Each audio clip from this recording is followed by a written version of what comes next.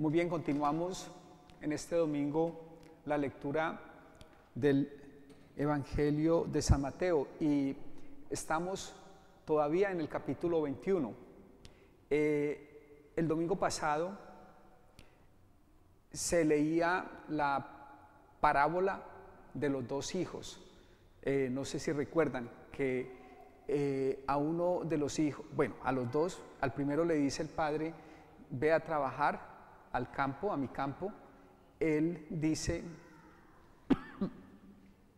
no recuerdo ya el orden, pero uno dice sí, voy a ir, y no va. El otro dice no, no voy a ir, luego cambia de opinión y resulta yendo. Si ustedes van un poco atrás de esa parábola,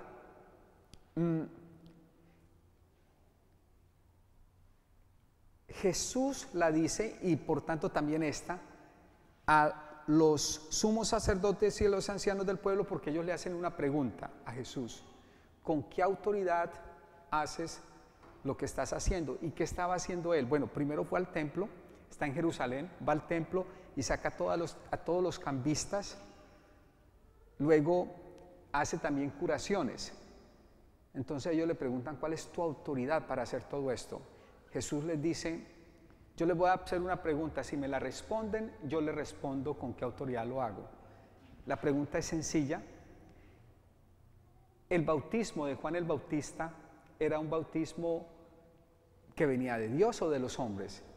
Ellos piensan, si decimos que es de Dios, Él nos va a decir: Jesús, ¿por qué entonces no lo aceptaron? Y si decimos que es de los hombres, la multitud se va a ir en contra nuestra, porque la multitud veía en Juan el Bautista un profeta, es decir, que venía de parte de Dios. Y por tanto ellos le dicen: no, no sabemos. Entonces les dice: bueno, entonces yo tampoco le respondo con qué autoridad es que hago todo. Y quedan en tablas. Y luego, pum, le empieza la parábola de hace 8 días. ¿Por qué? Diciéndole: ustedes, ancianos y sumos sacerdotes, son como ese hijo que dice sí, pero en últimas es no. Porque vino Juan el Bautista y no le creyeron, no se convirtieron. Entonces están diciendo no. Eso es en síntesis lo que viene diciendo. Y ahora sigue con otra parábola que también es una parábola dirigida a ellos y que va en contra de ellos. Porque al final, si ustedes recuerdan, el Evangelio dice, Él les pregunta, el Señor, a los sumos sacerdotes y a los ancianos, después de que dice la parábola: ¿qué va a hacer, qué hará con estos viñadores? El dueño. Y ellos dicen: dará muerte terrible a esos desalmados y arrendará el viñedo a otros viñadores que le entreguen los frutos a su tiempo. Y entonces termina la parábola ellos mismos aplicándosela a ellos, es decir, los sumos sacerdotes y los ancianos. Ahora bien, ese es el contexto del Evangelio del día de hoy. Es claro que la primera lectura, el Salmo y el Evangelio, las tres hablan de lo mismo, de una viña. Y las tres entonces utilizan esa imagen para hablar del pueblo de Israel. Y el Evangelio sobre todo para hablar de los viñadores, por tanto de los líderes del pueblo de Israel. Permítame entonces decir dos cosas en la homilía. Lo primero, el primer versículo del día de hoy, es decir, el versículo 33, lo voy a volver a leer. Voy a empezar ya con la parábola como tal. Había una vez un propietario que plantó un viñedo. Entonces van con los dedos ustedes haciendo así cada que yo menciono un verbo, ¿listo? Un verbo. Plantó, bueno, yo lo voy haciendo, plantó, y ustedes también si quieren. Primer verbo, plantó un viñedo. Luego lo rodeó con una cerca, dos verbos. Cavó un lagar, 3 verbos. Construyó una torre, 4, para el vigilante. 4 verbos, y luego hay otros 2, son 6 en total. Luego hay otros 2 que lo voy a leer, pero tengan en cuenta esos 4. Luego alquiló a unos viñadores, 1, y se fue de viaje, 2. En ese versículo, primer versículo del Evangelio del día de hoy, por tanto, versículo 33, la parábola empieza hablando del dueño de la viña haciendo 6 actividades. Ya las dije, 6 actividades. El verbo es una actividad, es una acción. Él es el que hace eso. Entonces voy a empezar por ahí. Los 4 primeros verbos, sobre todo, ya se los dije, no lo voy a volver a repetir, muestran el amor cuidadoso que tiene Dios para con la viña.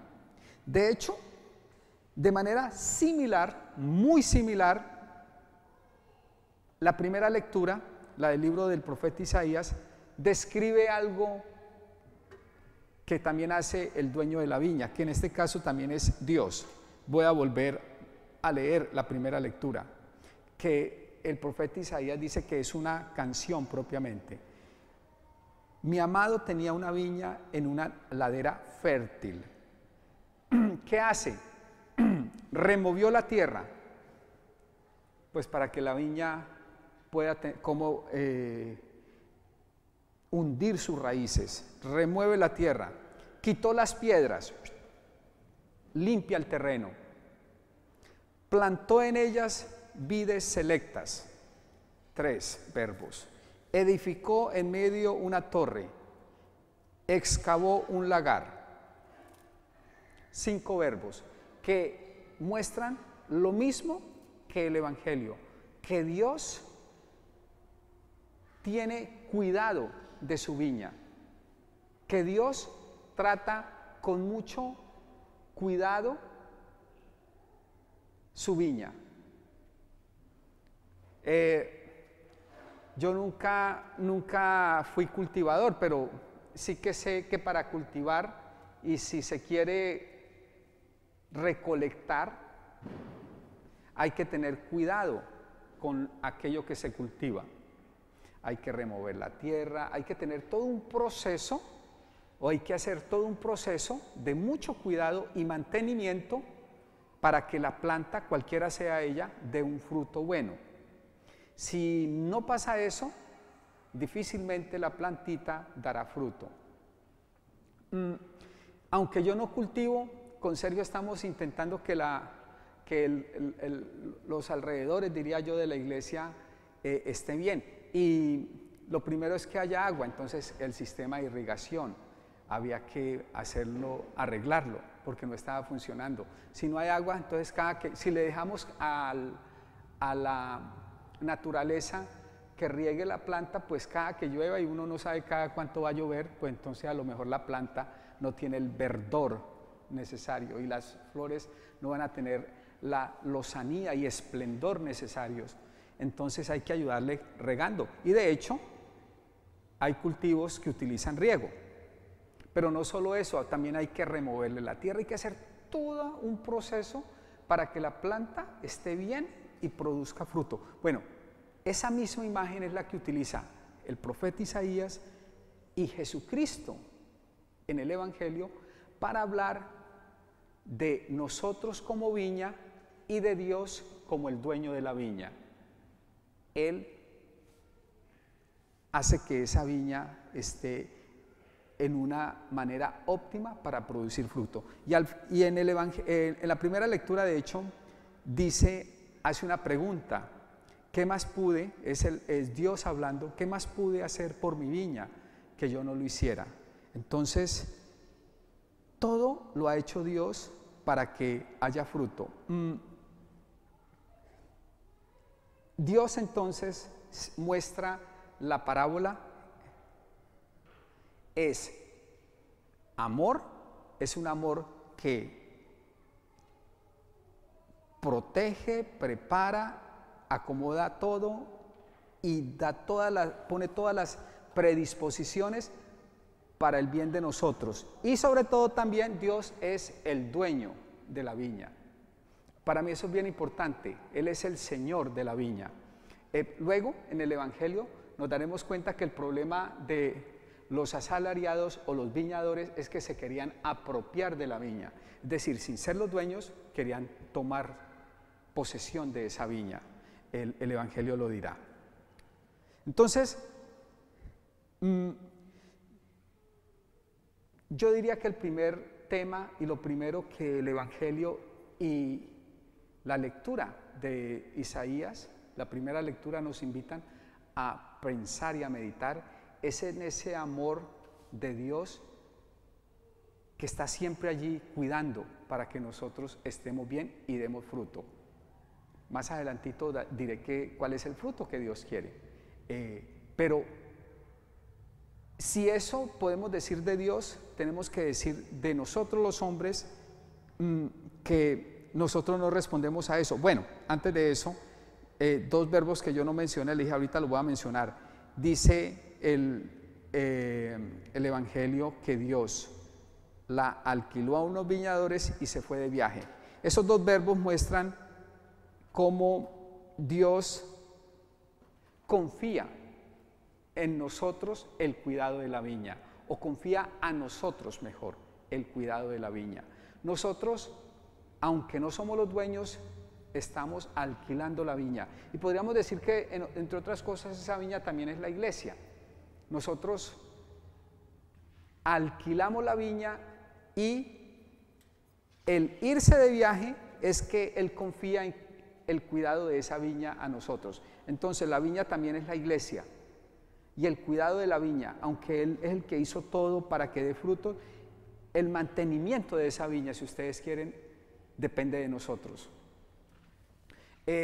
Para mí eso es bien importante porque muchos, y con todo el respeto que ustedes se merecen, muchos de nosotros creemos que la iglesia es la que nos tiene que ofrecer y ofrecer, pero no pensamos en que nosotros tenemos que ofrecerle a la iglesia, porque es que cada uno de nosotros es iglesia. El cuidado de esa iglesia, de esa viña, depende de cada uno de nosotros. La iglesia produce frutos, la iglesia crece, si ustedes lo quieren decir de esa manera, crece, echa raíces, profundiza raíces, y al profundizar esas raíces se alimenta para producir frutos en la medida en que nosotros entendamos que nosotros estamos al cuidado de esa iglesia. Sí, el Señor hizo todo para que la iglesia estuviera aquí y se plantara bien, pero nosotros somos los viñadores, si ustedes quieren. Entonces la parábola también es una invitación a tener eso en cuenta.